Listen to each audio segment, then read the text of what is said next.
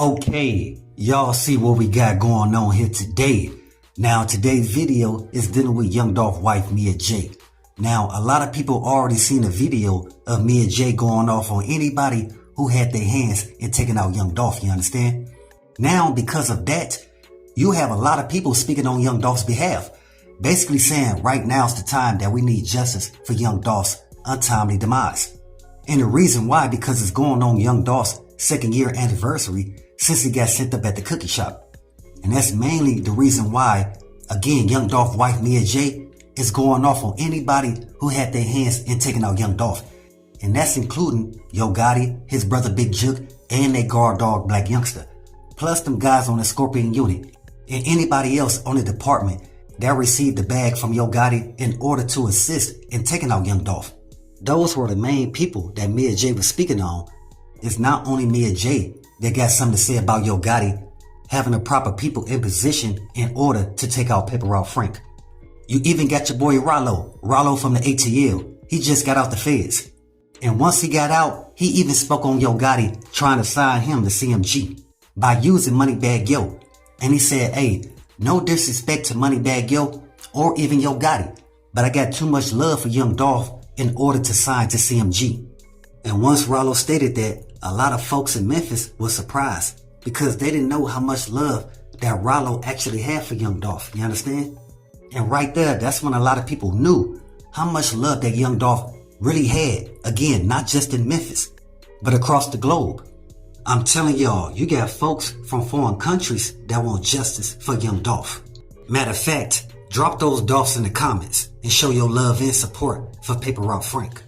Yeah, man, Ralo, he had a few words to say about Yo Gotti, because he even knew that Yo Gotti paid off them low-level street cats in order to set up Young Dolph.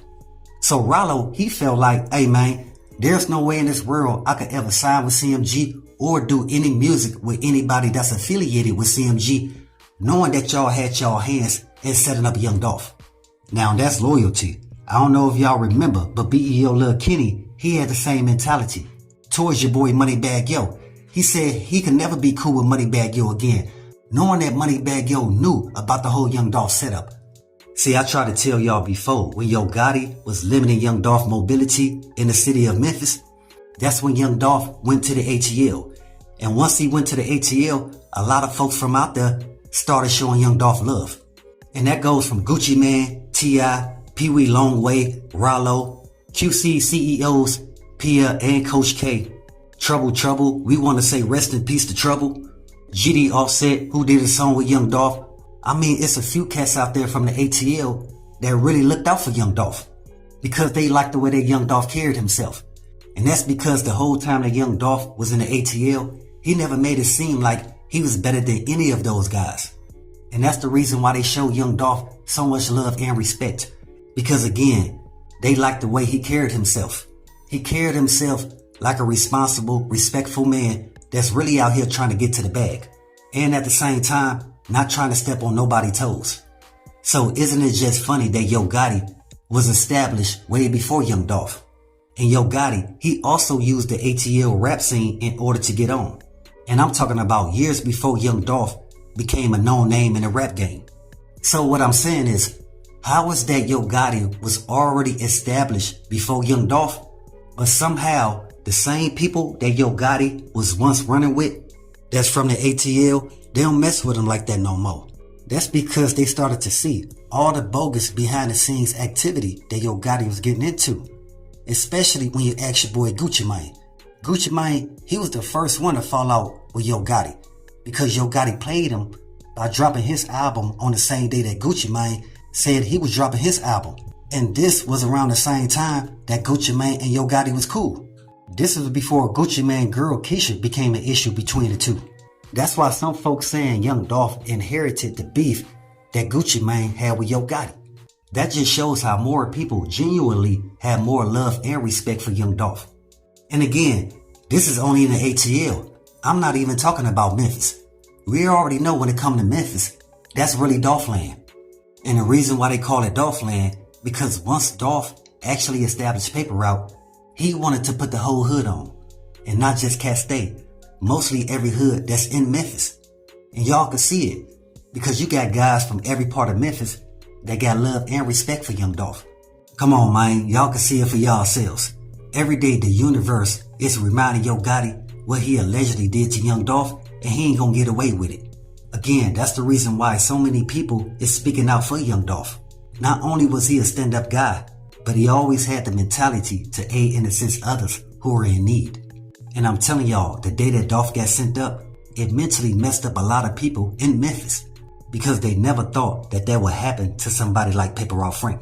But that's why Young Dolph Ops had to make sure that he wasn't in Cat State, because there's no way that they was pulling up in there and thinking that they was gonna make it out alive.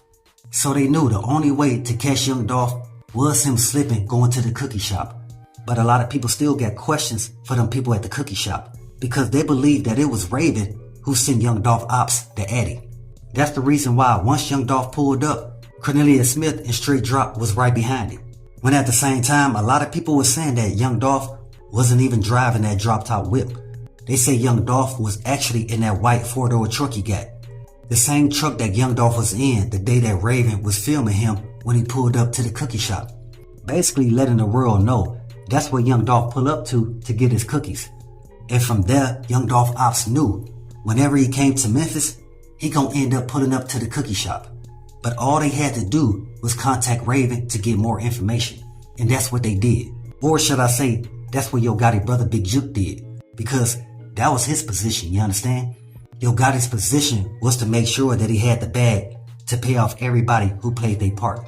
Again, which was to remove Young Dolph. See, I've been trying to tell y'all for the longest.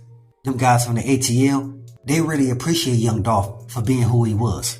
And that's the reason why those guys who got love for Young Dolph that's from the ATL, they not thinking about doing no music with Yo Gotti or anybody else that's affiliated with CMG. Because they would tell you for themselves, nah man, we got too much love for Young Dolph in order to go against it. And I want to say one of the guys that led the way with that was your boy Gucci Mane. We all know how much Gucci Mane really respected Young Dolph as well. We all know how much Gucci Mane really respected Young Dolph as well. To the point where anybody else who got love for Gucci Mane and respect Young Dolph, they not messing with Yo Gotti or anybody else that's on CMG. Again, all my folks in Dolph land, they knew what Young Dolph was trying to do. And that's look out for the youth. Something that his peers wasn't even trying to do. But Dolph, he had the patience for him because he actually wanted to see them grow and develop to be responsible young men. And that's the reason why anybody that's affiliated to Paper Route, they get down to business. Because that's what Young Dolph had taught them. And that stack your money to the ceiling. Don't worry about the haters. They gonna talk. Matter of fact, they gonna talk till their lips fall off. But you gotta stay on your grind. You gotta stay on your hustle. You have to take care of your responsibilities. Because that's the only way that people gonna take what you do seriously. But y'all see, now that it's going on Young Dolph's 2nd year anniversary since he got sent up at the cookie shop, it's like the universe is speaking for him. What I mean is, even though you got some people trying to sweep what happened to Young Dolph under the rug, you got more people that's speaking up for it. And that's basically what Mia J was saying. She was saying it's funny how one day she would feel like she gotta say something because she feel like them people on the department is paid off to not actually solve this whole Young Dolph case. So based on that, she say some days where she wanna say something, she really don't have to. Because she could see for herself that Young Dolph got a lot of fans and supporters that want justice for his untimely demise. And I want to say Mia J, she right. It is a lot of people out here that's riding for Young Dolph. And they not backing down until the ones who paid for Paper Route Frank to get sent up is behind the wall. And that's real talk. So with that, always be aware and always stay prepared. But hey, we got more in store. As always, y'all know what it is. Y'all know what it's worth. Let's get this merch. Subscribe to the PDH Network.